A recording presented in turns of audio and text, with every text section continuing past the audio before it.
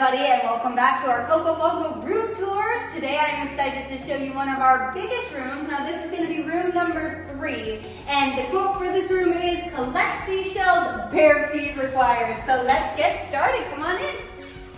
As I said, this is one of our biggest rooms, and it is perfect for families or groups of friends, as we've got lots of beds and lots of fun nooks and crannies that we're going to go look at right now.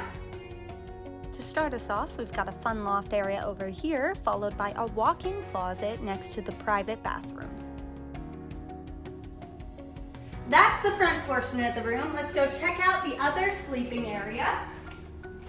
Here we've got a whole other bed and a mini fridge. Awesome, right? This room was painted in collaboration between artists from Argentina and Brazil.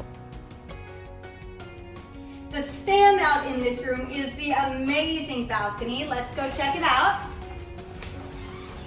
With beautiful artwork and beautiful scenery, you can waste the day away swinging in the hammock and taking in the awesome vibes. And there you have it, room number 3 here at CoCo Bongo. Bring your family, bring your friends, and come visit us here in beautiful Bahia, Ecuador.